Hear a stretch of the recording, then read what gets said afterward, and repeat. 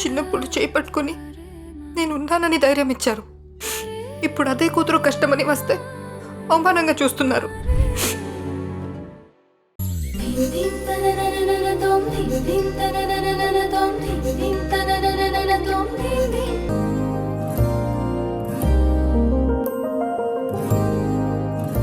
ఈ వసుంధర ఇంకా రాలేదేంటి?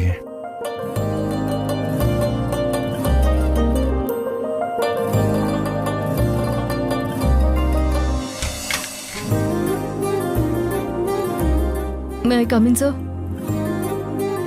ఆల్రెడీ ఎంటర్ అయిపోయావు, మళ్ళీ కొత్తగా ఈ పర్మిషన్ ఏంటి వసు? సార్ అదే తలుపు బయట నుంచి నాక్ చేసి పర్మిషన్ అడగాలి, కానీ ఇలా సగం డోర్ ఓపెన్ చేసి కాదు. డోంట్ వేస్ట్ మై టైం, త్వరగా రా.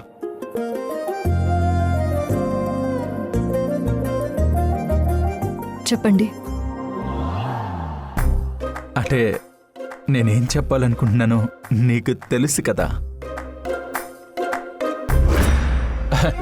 వర్క్ వర్క్ వర్క్ విషయంలో తమరు పెద్ద పర్ఫెక్షనిస్ట్ కదా. ఇంతకు ముందులా నేను పిలిచింది ఏ క్లయింట్ ఇన్ఫర్మేషన్ కోసమో నీకు తెలిసే ఉంటుంది కదా. తెలీదు. మీరు చెప్తే నేను తెలుసుకుంటాను. ఇంతకు ముందులా అన్నీ లేవు ధృవ సార్.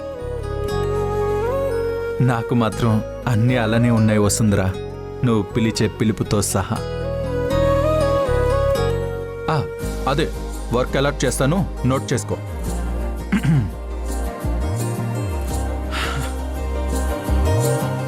అనగనగా ఒక అందమైన అమ్మాయి. ఆ అమ్మాయి ఇంచుమించు ఈ హైట్.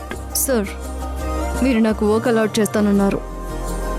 మేడం, నేను కూడా వర్కే అలాట్ చేస్తున్నాను. మీరు ఇంకేమైనా ఎక్స్పెక్ట్ చేస్తున్నారా?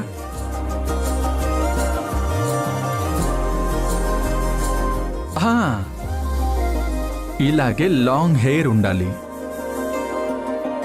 ఫేస్ కూడా ఇంత క్యూట్గా ఉండాలి, ఆ ఫింగర్స్ కూడా లేత బెండకాయల్లాగా ఉండాలి. అలాగే వర్క్ అలాట్ చేస్తానంటే ఉంటాను, లేదంటే. మేడం, మీరెందుకు మేడం కంగారు పడుతున్నారు? నేను కూడా వర్కే అలాట్ చేస్తున్నాను. నేను చెప్తుంది పిఏ, కొత్త పిఏ కోసం ఈ డీటెయిల్స్ ఇస్తున్నాను. ఏదో మీరు రిజైన్ చేస్తానంటున్నారు కదా, నాకు కూడా ఒక తోడు కావాలి కదా. అదే అదే పిఏ గురించి మేడం. ఆ పిఏ పేరు కూడా వసుంధర అయి ఉండాలా? వద్దులే అమ్మా, ఒక్క వసుంధరతోనే చచ్చిపోతున్నాను, మళ్ళీ ఇంకో వసుంధరనా? సర్లే, ఇవన్నీ పక్కన పెట్టేసే. ఈ రోజుకి చాలే, కానీ వర్క్ అలాట్ చేస్తాను, నోట్ చేసుకోండి. అబ్బా, ఆ చూపుల మంటకి మాడి మస్సైపోయేలా ఉన్నాను. పెళ్ళాలేమో మొగుళ్లతో కాపురాలు చేయకుండా విడాకులు అడుగుతారు.